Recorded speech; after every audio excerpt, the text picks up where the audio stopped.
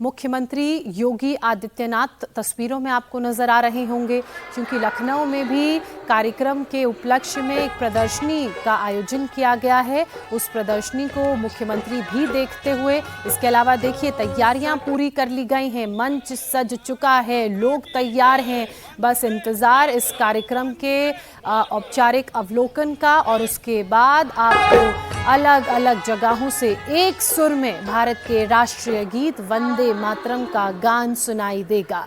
अमित शाह बिहार की राजधानी पटना में, तो उत्तर प्रदेश के मुख्यमंत्री योगी आदित्यनाथ लखनऊ में, महाराष्ट्र के मुख्यमंत्री अपने डेप्यूटी सीएम्स के साथ मुंबई में इस कार्यक्रम में शामिल होंगे। इसके अलावा देश के अलग अलग शहरों में भी कार्यक्रम का आयोजन होना है। चूंकि 150वां मौका है वंदे मातरम के इस गीत के लिखे जाने का, तो ऐसे में 150 जगहों पर कार्यक्रम का भव्य आज आयोजन होना है। प्रधानमंत्री दिल्ली में स्मरणोत्सव कार्यक्रम की शुरुआत करेंगे। देश भर में आज इस कार्यक्रम के तहत गायन भी होगा और प्रधानमंत्री नरेंद्र मोदी अब से कुछ ही देर बाद एक डाक टिकट और साथ ही एक सिक्का भी जारी करेंगे। इस वक्त आप देख रहे हैं वाद्य यंत्र के जरिए प्रधानमंत्री नरेंद्र मोदी इस गीत को सुनते हुए, साथ ही इस पूरी प्रदर्शनी में किस तरह से इस गीत ने अपने 150 वर्ष पूरे किए और भारत को आज़ादी के लिए प्रेरित किया, एकजुट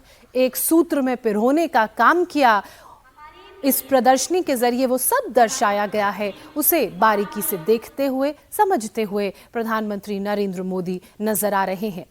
बस क्षण भर का इंतजार, जब इस कार्यक्रम स्मरणोत्सव का औपचारिक रूप से आगाज प्रधानमंत्री की तरफ से किया जाएगा। इसके अलावा आपको बता दें कि प्रधानमंत्री ने इस कार्यक्रम के तहत एक ट्वीट भी किया था, जिसमें उन्होंने बताया था कि 7 नवंबर यानी कि आज का दिन बेहद खास है, क्योंकि देशवासियों के लिए ये दिन ऐतिहासिक होने जा रहा है।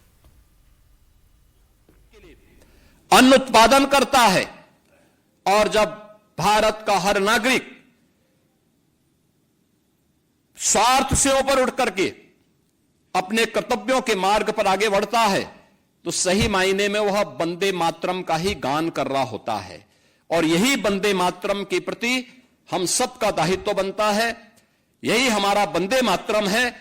आज के इस अवसर पर मैं एक बार फिर से वंदे मातरम के जैसे अमर गीत के रचयिता बंकिम चंद्र चट्टोपाध्याय को उनकी इस अमर कीर्ति के लिए प्रदेशवासियों की ओर से कोटि कोटि नमन करते हुए विनम्र श्रद्धांजलि अर्पित करता हूं।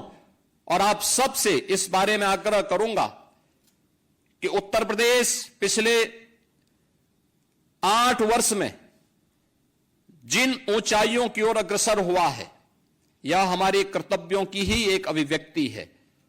और यह उस अभिव्यक्ति को आगे बढ़ाने के लिए जो वंदे मातरम के माध्यम से हमारे पूर्वजों ने हमें दिया था, उन सब के प्रति हम सब की विनम्र श्रद्धांजलि भी है।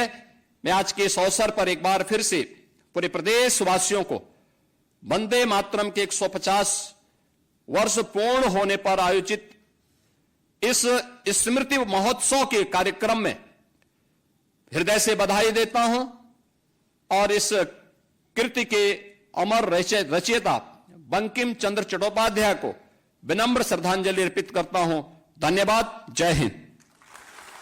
उत्तर प्रदेश के मुख्यमंत्री योगी आदित्यनाथ को आप सुन रहे थे। चूंकि आज वंदे मातरम के 150 वर्ष पूरे हो रहे हैं, तो जगह जगह कार्यक्रमों का आयोजन हो रहा है।